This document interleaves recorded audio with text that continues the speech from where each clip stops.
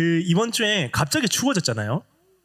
그래서 여러분들 지난주 복장이랑 이번 주 복장이랑 완전 달라요. 그래서 저는 되게 손해보는 느낌을 받았어요. 왜냐면은 가을 자켓들 있잖아요. 좀 약간 얇은 자켓들 제가 입으려고 아껴두고 있었는데 가을이 오면 입어야지, 조금 더 가을 되면 입어야지 했는데 봄, 여름, 겨울 이렇게 와버려가지고 바로 겨울에 와버려가지고 입지를 못하고 이렇게 있다가 어떤 생각이 들었냐면은 와, 진짜 우리가 예상하지 못할 때에 예수님이 다시 오신다는 게 이런 느낌이구나 하는, 예수님은 우리는 암묵적으로 생각하기 내일은 안 오시고 1년 뒤는 안 오시겠지라고 생각을 하면서 우리는 점점점 내년 계획, 내후년 계획을 준비하고 있지 않습니까?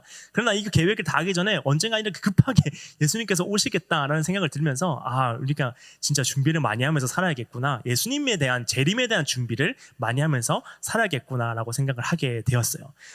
제가 또 코가 좀 약간 맹맹거려요. 그래서 이번 주에 원래 제가 아파서 병원에 간 건 아니라 이제 저희 아내가 아파서 병원에 갔는데 제가 따라갔습니다. 따라갔는데 갔는 김에 저도 약간 감기 기운이 있어가지고 이제 한번 병원에 가봐야겠다 해서 병원에 갔는데 축농증이래요. 그래서 큰일 났다, 축농증이면 어떡하지 하면서 막 석션하고 뭐 이렇게 해가지고 열심히 했는데 먹다 보니까 축농증이 아닌 것 같아요. 약이 안 맞는 거예요. 약은 진짜 독해서 막 잠이 계속 오고 막 무기력하고 이런데 낫지를 않는 거예요. 그래서 알러지 아닌가 해서 알러지 약을 딱 먹었는데 먹자마자 효과가 이렇게 나타나기 시작하면서 이제 알러지가 덜 나와서 지금 제가 이렇게 코가 약간 맹맹거립니다. 이해를 해주시고 이제 감기 조심하시고 이제 환절기에 이제 비염, 고감기 이런 거 준비하시고 여러분들 건강하게 지내셨으면 좋겠습니다. 우리가 지난주에 배운 것대로 우리는 그 가운데서 행하여 이 세상 풍조를 따르는 상태였습니다. 이 세상의 시대를 따라가고 있는 사람들이었어요. 세상은, 성경이 말하고 있는 세상은 하나님이 없는 사고방식, 내가 주인이 되고 있는 이 구조, 죽은 자들이 활동하고 있는, 죽은 자들이 행동하고 있는, 허물과 죄로 죽은 사람이 행동하는 모든 사고방식을 그대로 이어서 살아가고 있는 이 방식, 사고방식, 생활들, 그리고 그렇게 세상을 따라서 그냥 내가 흘러가는 구조가 아니라 주도적으로 세상을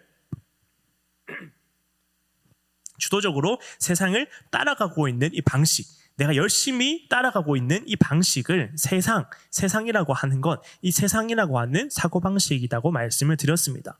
또 이렇게 말했어요. 본문에서는 공중의 권세 잡은 자를 따랐으니 곧 지금 불순종의 아들들 가운데서 역사하는 영이라. 죄는 단순하게 비관적이거나 죄를 많이 짓거나 성격을 주체하지 못하거나 이런 사람들을 죄인을 말하고 있는 것이 아니라, 죄인이다라고 하는 것은 주도적으로 공중의 권세 잡은 자를 따르고 그 악한 영의 역사 안에서 완전하게 죽어있는 그 사람, 죽음을 완벽하게 따르고 있고 죽음 가운데 거하고 있는 그 사람을 죄인이다라고 말합니다. 철저하게 하나님과 상관없는 사람이고 그렇게 되도록 주도적으로 움직이고 있는 사람, 내가 하나님과 상관없는 삶을 살도록 내가 최선을 다해서 그렇게 살아가고 있는 사람이 죄인이다라고 말씀을 드렸어요. 자유를 믿는 사람인데 어떤 게 자유라고 믿냐면은 하나님을 벗어나는 게 자유다라고 믿고 있는 것, 그게 죄입니다. 하나님을 떠나는 게 내 자유다, 하나님을 벗어나는 게 내 자유다, 하나님이 말씀하시고 있는 그 테두리에서 내가 벗어나는 게 내가 자유함을 얻는다라고 생각하고 끊임없이 하나님으로부터 벗어나려고 있는 그 사람, 그리고 그것을 굳건하게 믿고 있는 사람이 죄인이다라고 말씀을 드렸습니다. 그러나 우리 사람은요, 마음이 상하는 것을 싫어합니다. 마음이 상하는 것을 좋아하는 사람이 없어요.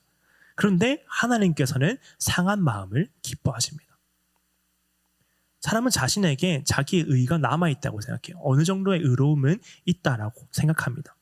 성경이 말하고 있는 그 정도로 내가 허물과 죄로 죽어야만 할 정도로 의롭지 않다라고는 생각하지 않습니다. 그 정도 죄인은 아니라고 암묵적으로 생각을 해요. 내 자신에게 어느 정도 선한 능력이 있어서 나는 그래도 세상적으로 봐도 어느 정도는 착한 사람이다라고 생각을 합니다. 하나님의 은혜가 필요할 정도로, 하나님의 전적인 은혜가 필요할 정도로 내가 완벽하게 구렁텅이에 빠져있는 죄인은 아니다라고 생각을 해요. 그리고 그리스도가 없어도, 그리스도를 그렇게까지 의지하지 않아도, 내가 십자가를 그렇게까지 의지하지 않아도, 내가 그렇게 철저하게 회개하지는 않아도 그래도 하나님은 내 삶을 어느 정도는 기뻐하신다라고 생각하고 있는 그 사고방식, 이러한 모든 가치관을 말해서 세상이다라고 표현을 합니다. 그 정도 죄인은 아니라는 거죠. 암묵적으로 말하는 거죠. 성경이 말하고 있는 그렇게 죽어야만 하는 죄인은 아니야. 죄인은 맞지만 그렇게 타락하고 그렇게 엉망이고 그렇게 더러운 죄인은 아니다라고 생각하고 있는 내 마음의 작은 이 오차들, 오해들, 이것들을 세상적인 사고방식이다라고 말합니다. 세상대로 살아가고 있는 거예요. 지난주 말씀드린 것처럼 이 불순종의 아들들이라는 것은 반역자들을 부르는 이스라엘 사람들의 관례였습니다. 수동적인 반역자는 없는 거죠. 불순종의 아들들이라고 했을 때 그 사람들은 적극적으로 내 마음에 힘을 다해서 반역을 저질렀던 사람들입니다. 하나님 앞에서 불순종의 아들들이었다, 반역자들이었다라고 하는 말은 내가 계획해서 주도해서 하나님을 떠나려고 했던 그 사람이 바로 나였다. 그것이 바로 나의 원죄였고 나는 그렇게 살아갈 수밖에 없는 사람이었고 나는 허물과 죄로 죽은 상태에서 태어난 사람이었다라는 거죠. 그래서 로이드 존슨이 이렇게 말합니다. 죄는 적극적이고 활동적이고 의도적이다. 다시 한번 더요. 죄는 적극적이고 활동적이고 의도적이다. 그래서 죄가 불순종이라고 하는 거죠. 하나님 앞에 순종하지 않는 겁니다. 완벽한 순종으로 나아갈 수가 없는 겁니다. 죄는 그냥 하나님과 싸운 게 아니라 다툰 것이 아니라 하나님의 자리에 내가 그냥 단순하게 올라가려고 하는 게 죄가 아니라 죄는 하나님을 끌어내리고 내가 그 자리에 올라가려고 하는 그 마음, 그게 바로 죄라는 것이죠. 우리 에스겔 13장 4절 한번 읽도록 하겠습니다. 이스라엘아 너의 선지자들은 황무지에 있는 여우 같으니라. 이때 선지자는 다 거짓 선지자들이었습니다. 거의 다 거짓 선지자들이었습니다. 이 거짓 선지자들이 바로 황무지에 있는 여우와 같다라고 말하는 거죠. 계속해서 에스겔 13장 10절 읽도록 하겠습니다. 이렇게 칠 것은 그들이 내 백성을 유혹하여 평강이 없으나 평강이 있다 함이라. 어떤 사람이 담을 쌓을 때에 그들이 회치를 하는도다. 담을 쌓을 때에 회치를 한다라고 하는 게 뭐냐면 담이 있어요. 누군가를 넘어오지 못하는 담은 튼튼해야만 합니다. 왜냐하면 그 시대 담은 방어를 하는 거거든요. 들어오지 못하도록 방어하는 것, 내 재산과 내 생명을 지키는 게 담이었거든요. 근데 그 담에 회치를 한다라고 하는 게 뭐냐면은 담이 무너질 것 같은 거예요. 담이 무너질 것 같아서 주변 사람들이 볼 때에 담이 지금 금이가 있고 막 흔들흔들거리고 무너질 것 같아서 이거 재정비해야 된다. 기초를 다시 쌓고 다시 쌓아서 튼튼하게 만들어야 된다라고 해야 되는데 이스라엘 상태가 이렇다는 거죠. 이스라엘의 그 상태는 하나님을 떠나 있어서 그 마음 가운데 다시 시작해야 한다. 죄로부터 벗어나고 죄악된 삶으로부터 벗어나고 하나님께로 돌아가는 그 모든 삶을 다시 시작해야 한다. 모든 것이 다 죄인의 형태로서 살아가고 있다. 세상의 형태로서 살아가고 있다라고 말해야 되는 게 선지자들인데 그냥 괜찮아라고 말하는 거죠. 담에 회칠을 하는 거예요. 무너진다라고 말하는 게 아니라 그냥 담에다가 페인트 칠을 하는 겁니다. 그래서 금이 보이지 않도록 무너지는 부분들이 보이지 않도록 그냥 덮어버리는 거예요. 무너지지 않도록요. 무너질 것을 알면서도 그때 선지자들이 괜찮아 무너지지 않을 것이야 라고 말하면서 그냥 회치를 했다라는 거예요. 에스겔 13장 14절입니다. 회칠한 담을 내가 이렇게 허물어서 땅에 넘어뜨리고 그 기초를 드러낼 것이라. 담이 무너진즉 너희가 그 가운데서 망하리니 나를 여호와인 줄 알리라. 그때 하나님이 심판하셔서 담을 허물어서 땅에 무너뜨려 버리고 그 기초를 드러낼 것이다. 얼마나 처참하게 무너지고 있었는지, 얼마나 처참하게 넘어지고 있었는지를 하나님께서 다 드러낼 것이다. 우리가 우리 마음의 죄를요 드러내지 않고 내 마음 안에 있는 문제를 꺼내지 않고 그냥 계속해서 덮어두고 쌓아두고 페인트 칠만 계속했을 때, 칠하고 칠해서 계속해서 그것을 죄를 덮으려고만 했을 때 그게 허물어져 땅에 넘어집니다. 꺼내야 된다는 거죠. 그 죄를 해결하지 않고 그대로 가지고 있다간 멸망하고 절망할 수밖에 없는 상태다라고 하는 거죠. 우리 본문 3절 우리 다시 한 번 더 읽도록 하겠습니다. 전에는 우리도 다 그 가운데서 우리 육체의 욕심을 따라 지내며 육체와 마음에 원하는 것을 하여 다른 이들과 같이 본질상 진노의 자녀였더니. 로드 존슨은 이렇게 말해요. 3절에 나타나고 있는 육체, 그 두 번째 육체는 이제 두 가지 육체는 첫 번째 육체가 보편적으로 그리고 두 번째 의미는 특별한 것으로 사용되었다라고 말합니다. 이 보편적인 육체는 뭐냐면 첫 번째 말하고 있는 그 육체는 뭐냐면은 죄 가운데 있는 사람을 말해요. 그냥 그 사람을 말하는 거죠. 그리고 특별한 의미의 육체가 뭐냐면은 육체와 마음으로 구성되어져 있는 그 육체를 말해요. 반대되는 것이 함께 있는 것을 말하는 거죠. 그래서 그 두 가지가 뭐냐면은 육체의 욕심과 마음의 욕심이다. 첫 번째 욕심은 육체의 욕심은 육체가 행하고 있는 그 욕심이다. 그리고 마음의 욕심은 육체와 마음이 함께 행동하고 있는 욕심이다라는 거죠. 육체의 욕심은 노는 것, 먹는 것, 자는 겁니다. 그냥 본능이에요. 근데 이것은 당연합니다. 우리는 놀아야 되고요, 먹어야 되고요, 자야 되고 살아야 해요. 근데 이게 잘못된 게 뭐냐면 의미가 달라지는 거죠.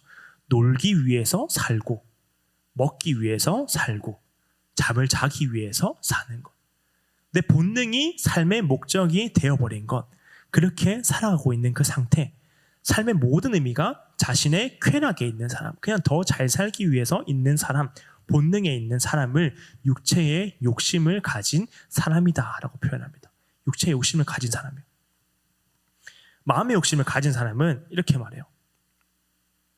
멋지게 보이려는 것, 남들보다 더 멋지게 보이려는 것, 대단해 보이려는 것, 내가 다른 사람보다 낫다, 괜찮다라고 하는 것을 과시하려고 하는 그 마음, 부와 명예와 권력과 성공이에요. 그것을 위해 사는 거죠.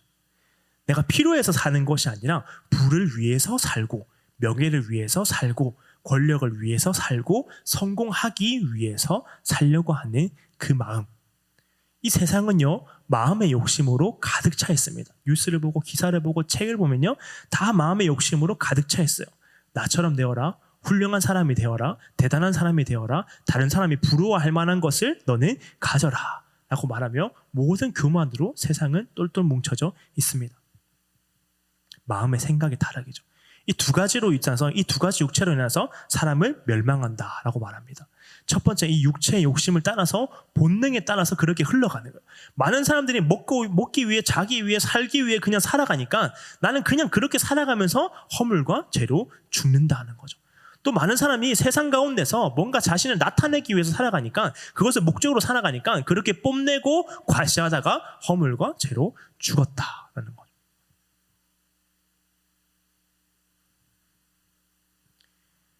내가 세상을 향하거나 하나님을 향하고 있는 그 모든 방향에는 다 육체가 있습니다. 나는 육체 안에 살아가거든요. 그 모든 방향에는 육체가 있어요. 내 삶의 목적이 하나님을 벗어나서 그냥 가만히 내버려 두려고 하는 그 순간 모든 육체의 욕심과 마음의 욕심이 나를 가만히 두지 않습니다. 그렇게 흘러가다가 멸망으로 치닫게 되려고, 다음에 페인트 칠만 계속하다가 잊어버린 채로 살아가려고 하다가 결국에는 무너지는 삶으로 계속해서 이끌어갑니다.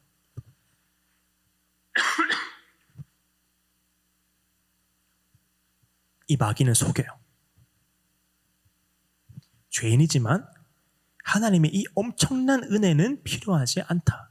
은혜는 필요하지만 전적인 은혜는 필요하지는 않다. 너는 마음의 욕심에 빠져 살아가고 있지만 그렇게 심각할 정도로 빠져 살아가고는 있지 않다. 너는 육체의 욕심에 살아가고 있지만 그렇게 심각할 정도로 육체의 욕심에 빠져 살아가고 있지는 않아 라고 말하는 거죠. 근데 인간이 불행한 것은요, 환경 때문이 아니라 죄인이기 때문입니다. 환경이 나아지지 않아서 인간이 불행한 게 아니라 그 모든 환경 가운데서도 죄인에게 죄를 짓도록 만들고 더 큰 죄를 짓도록 만들고 있는 그 모든 세상의 사고방식과 육체의 욕심과 마음의 욕심 때문에 인간은 비참해지고 멸망하게 됩니다. 이 죄의 본성이 가득하고 그것이 육체와 세상과 마귀를 만나서 분출되는 거예요. 나의 모든 불행의 원인인 거죠. 이 육체를 만나서, 세상이 육체를 만나서 그게 분출돼 버리는 거예요. 그래서 죄를 짓는 거죠. 더 큰 죄를 짓는 거죠. 죄를 즐겨버리는 거죠. 그게 우리의 본질입니다. 무질서와 타락과 하나님을 거부하는 이 모든 것, 하나님을 거부하려고 하는 이 모든 마음이 내 본질이라는 거죠.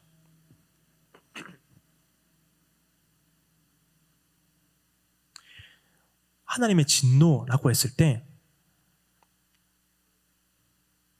하나님의 진노는 사람의 진노와 다릅니다. 사람은요, 변덕스럽고 분위기에 의해서 좌지우지돼요. 분노를 비추었을 때 화를 내기도 하고 내지 않기도 합니다. 분위기에 따라서 화를 내기도 하고 화를 참기도 합니다. 그래서 그것이 좌지우지 될 때가 많아요. 그런데 하나님의 진노는 이 죄에 대한 하나님의 반응인 거죠. 비인격적인 그냥 복수심, 그냥 분노, 그냥 화내는 게 아니라 두루도는 화염검과 같은 하나님의 정의를 지키고 있는 게 하나님의 진노라는 거죠.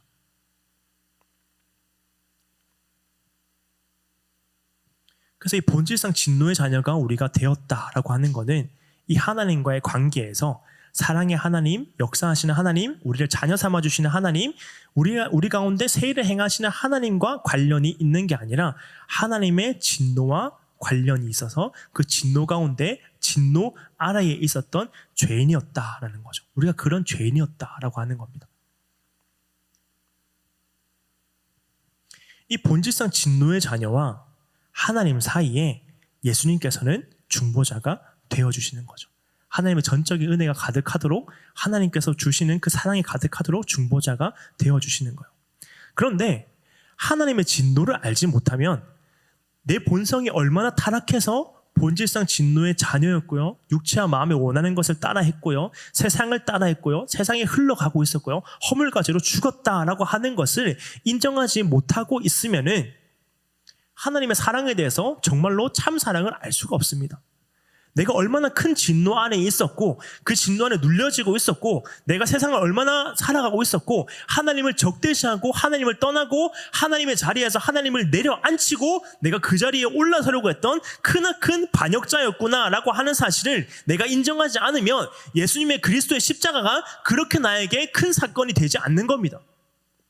내가 어디에서 살아났고 내가 어디에서 죽어 있었으며 이것을 기억하지 못하고 살아가고 있는 그 사람에게는 예수님의 십자가가 그렇게 대단한 것이 아니라 그냥 내가 일상을 살아가면서 평범하게 가지고 있는 필요한 것들 중에 하나가 되어버리는 거예요.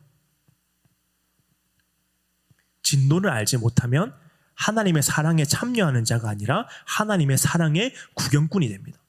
그냥 구경하는 정도밖에 되지 않아요. 하나님의 진노를 알지 못하면서 하나님의 사랑을 절대로 알 수가 없습니다. 하나님이 얼마나 큰 죄인을 사랑하셨는가라고 하는 것을 깨닫지 못한다면 하나님의 사랑을 알 수가 없는 거죠. 계속해서 우리는 본질상 진노의 자녀였습니다. 세상의 대부분의 사람들이 본질상 진노의 자녀로 살아가다가 멸망하게 되는 그 상황 가운데 있는 우리도 그러한 사람이었어요. 다 멸망할 수밖에 없는 진노의 자녀들이었습니다. 근데 4절에 이렇게 말씀합니다. 우리 4절 한번 읽도록 하겠습니다. 긍휼이 풍성하신 하나님이 우리를 사랑하신 그 큰 사랑을 인하여. 근데 갑자기 말이 안 되는 말이 나와요.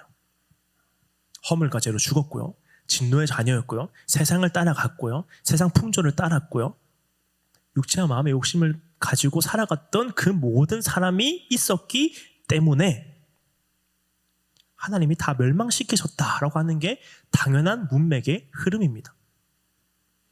근데 오늘 본문에서는 빠져있지만 원에 보면은 한 단어가 더 나와요. 맨 앞자리에 뭐가 하나 붙습니다. 그러나라고 나와요. 그러나 하나님은 긍휼이 풍성하셨다, 이렇게 말합니다. 아무리 읽어봐도요, 2장 1절부터 3절까지를 몇 번을 다시 읽어봐도 그 뒤에 말은 그래서가 나와야 합니다. 진노의 자녀였고요, 살아갈 수 없는 사람이었고요, 허물과 죄로 죽었던 사람들, 그렇기 때문에 결과 하나님께서 전부 다 멸망시키셔서 다 죽이셔서 그냥 끝내셨다라고 하는 게 당연한 문맥의 흐름입니다. 그런데 본문에서는 이렇게 말합니다. 그래서 다 멸망했다가 아니라 말도 안 되게 그러나를 붙여버려요. 그러나 하나님은 긍휼이 많으셨다. 얼마나 큰 죄인입니까? 죄인으로 살 수밖에 없었던 사람들이었어요. 우리는 죄인으로 살아갈 수밖에 없는 사람들이었고 하나님을 하나님의 자리에서 떨어뜨리려고 했던 그 사람이었어요. 근데 그 사람들을 향하여서 하나님이 말씀하시는 것은 그러나 하나님은 긍휼이 풍성하셨다는 거예요. 그냥 긍휼이 많으신 게 아니라 긍휼이 풍성하셨다. 긍휼이 넘치셨다. 나 같은 죄인을 위해서 하나님이 하신 일이 있다라고 말하는 게 바로 복음입니다.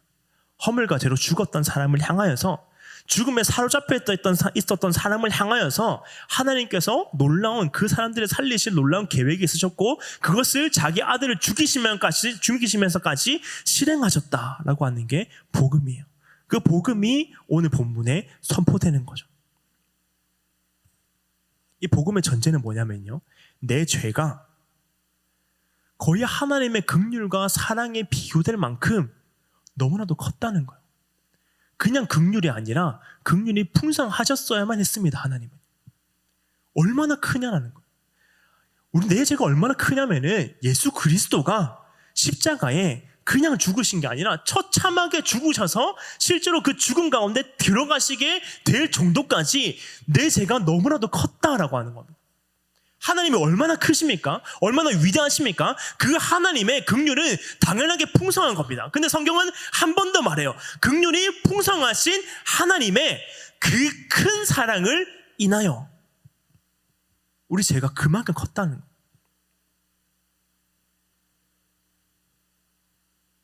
우리가 먼저 긍휼과 사랑을 구한 게 아닙니다. 허물과 죄로 죽었던 자들이 하나님의 앞에 나와서 하나님께 용서를 구하니 하나님의 긍휼을 베푸셨다가 아닙니다. 긍휼과 사랑을 구하지 않았어요. 우리가 먼저 긍휼과 사랑을 구한 것이 아니었습니다. 허물과 죄로 죽은 것을 알지도 못하는 죄인을 향하여서 하나님께서 그 큰 사랑을 베푸신 거죠. 죽어 마땅한 자가 죽는 것을 하나님께서 기뻐하지 않으신 거죠. 만약에 하나님께서요, 우리를 구원하지 않으시고 우리를 다 멸망시키셔도 세상에 어떤 피조물도 하나님 앞에 손가락질을 할 만한 조건이 아무것도 없습니다. 할 수가 없어요. 당연하거든요. 당연한 결과거든요. 당연한 이치거든요.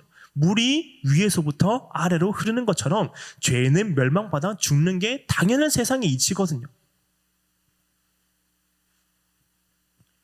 근데 로마서 5장 8절에서는 또 이렇게 말씀합니다. 우리 로마서 5장 8절 읽도록 하겠습니다.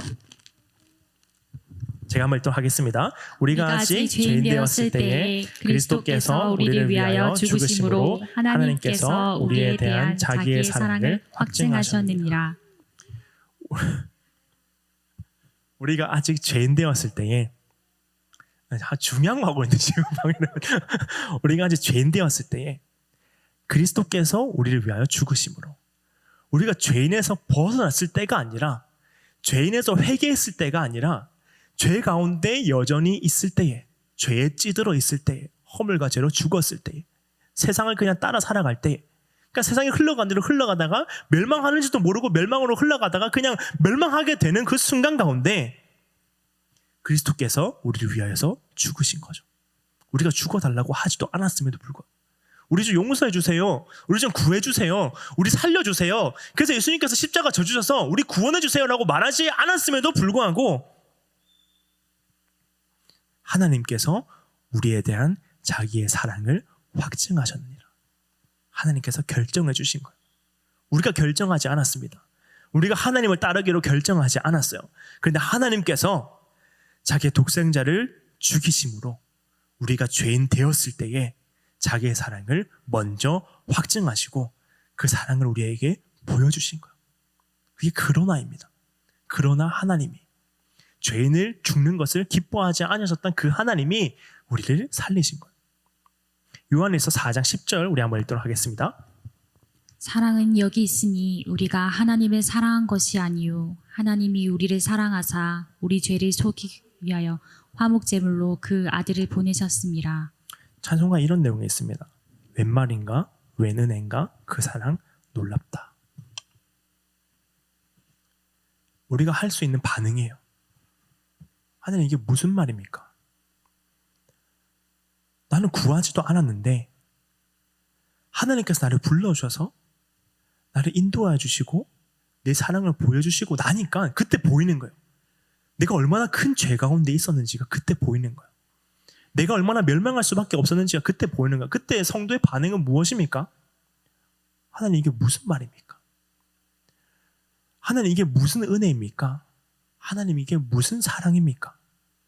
내가 살아갈 수밖에 내가 하나님을 먼저 사랑하지도 않았고 사랑하고 싶어 하지도 않았고 사랑할 결과도 아니었어요. 놔두면 절대 하나님을 사랑할 수 없는 존재들이었습니다. 근데 하나님께서 나를 사랑하셨다라는 거죠. 이 모든 알 수 없는 문제의 답이 뭐냐면 하나님 이게 무슨 말입니까? 이게 무슨 은혜입니까? 무슨 사랑입니까? 라고 할 때에 그 모든 것의 답이 바로 4절입니다. 하나님은 긍휼이 풍성하셨다. 날마다 깨달아야 돼요. 하나님께 나아가는 순간 날마다 깨달아야 됩니다. 내가 이렇게 나아갈 수 있는 것은 하나님의 긍휼이 풍성하시기 때문이다. 우리 기도 제목이 얼마나 많습니까? 그 가운데 우리 기도 제목 가운데 가장 먼저 있어야 되는 것은 무엇이냐면은 하나님의 긍휼이 풍성하시기 때문에 나는 하나님께 나아갈 수 있습니다라는 거예요. 내가 잘나서 내가 자녀됨을 고백했기 때문에 내가 하나님의 자녀가 되었기 때문에 나아갈 수 있는 게 아니라 하나님의 그 긍휼이 풍성하시기 때문에 내가 하나님께 나아갈 수가 있는 거예요.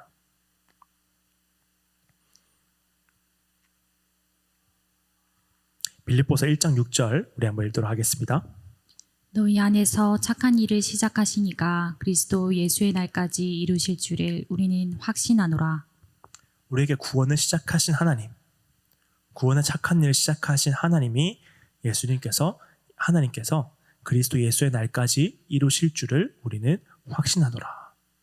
가장 선한 일을 시작하신 하나님, 죄인을 먼저 사랑하시고 멸망받는 자가 멸망받는 것을 기뻐하지 않으시고 긍휼이 풍성하신 그 하나님이 우리를 위하여서 행하신 그 일을 하나님께서 이루신다라는 거예요. 이게 확신되어야만 합니다. 내가 그냥 확신하는 게 아니라 하나님의 은혜 가운데서 확신되어야만 합니다. 나에게 가장 선한 일을 행하신 분이 하나님이시다. 그리고 이 선한 일을 행하시고 계시는 분이 하나님이시다. 내가 지금 숨쉬고 있는 것, 내가 살아가고 있는 것, 내가 지금 교회에 있는 것, 예배하는 것, 기도하는 것, 직장에 다니는 것, 학교에 다니는 것, 이 모든 것이 하나님께서 나에게 착한 일을 시작하셨기 때문에 내가 지금 구원받은 자로서, 구원을 이루는 자로서 내가 살아가고 있는 것이다 라고 하는 게 내 마음 가운데 확신되어야만 합니다. 그런 사람은 염려하지 않아요. 인생에서 가장 큰 최악의 문제가 내 의도와는 상관없이 하나님의 은혜로 해결되어졌기 때문에 기뻐할 수밖에 없는 거죠. 내가 염려할 때는 있습니다. 그러나 그 염려가 나를 완전하게 무너뜨리지 못해요. 하나님의 그 큰 사랑으로 인하여서 내가 어떤 존재가 되었느냐라고 하는 게 내가 얼마나 최악의 상황에서 구원받았느냐라고 하는 게 그 염려를 나에게 무너뜨리지 못하도록 역사합니다. 가장 큰 은혜예요. 그러나 멸망받을 수밖에 없는 죄인을 하나님께서 그러나라고 말씀하셔서 구원하여 주시는 그 모든 것이 가장 큰 은혜입니다. 우리 인생에서 가장 큰 반전이에요. 멸망받을 수 없는 그 우리의 모습 가운데 하나님은 그러나라고 말씀하셨다. 그래서 하나님은 사랑이십니다. 하나님은 사랑이 되십니다가 아니라 하나님은 사랑이 많으십니다가 아니라 하나님은 사랑이십니다. 그리고 하나님은 하나님이십니다. 그리고 우리가 날마다 고백해야 되는 것은 하나님이 하셨습니다.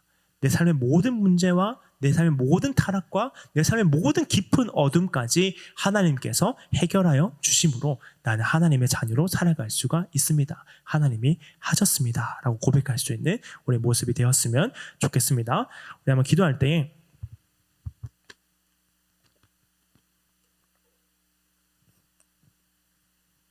우리가 4절에 본 것처럼 그래서가 나오는 게 당연합니다. 당연한 말이에요. 허물과 죄로 죽은 인간들은 멸망했다. 죄인들은 다 지옥에 떨어졌다. 그래서가 당연합니다. 근데 하나님께서 그래서가 기쁘지 않았던 거예요. 성경은 뭐라고 말합니까? 하나님이 우리를 향한 그 기쁨을 이기지 못하시며라고 말해요. 기쁨을 이기지 못하셨다는 거죠. 하나님이 이기지 못하는 게 어디 있습니까? 근데 한글 성경은 그것을 강조해서 말해요. 하나님은 기쁨을 이기지 못하셨다. 너무나도 큰 기쁨을 이렇게 표현합니다. 하나님은 기쁨을 이기지 못하셨다. 우리에게 기쁜 구석이 뭐가 있습니까? 내 삶에 기쁜 구석이 뭐가 있어요? 내가 내 삶도 기쁘지가 않은데, 내가 내 삶을 잣대로 들여다보았을 때 기쁜 모습이 없는데 하나님 보시기엔 기쁜 모습이 있다는 거예요. 우리는 이 하나님의 긍휼을 날마다 의지해야 합니다. 전지전능하신 하나님, 우리에게 모든 일을 행하시는 하나님, 그 하나님의 전지전능하심 때문에 내 삶에 막을 것이 없고 그냥 탄탄대로로 살아갈 수 있다. 그 마음을 먼저 의지하는 게 아니라 우리가 먼저 의지해야 되는 마음은 하나님은 긍휼이 풍성하시고 사랑이 크시다. 그래서 나 같은 죄인이 그 하나님의 긍휼의 풍성하심을 인하여서 하나님께 나아갈 수가 있는 거고, 하나님을 배반한 자들이었고 때때로 하나님 잊어버리고 살아가고 있지만 그럼에도 불구하고 하나님을 사랑합니다라고 고백할 수 있는 것은 그 사랑 대신 하나님의 사랑의 그 큰 것을 인하여 사랑으로 나아갈 수 있는 거죠.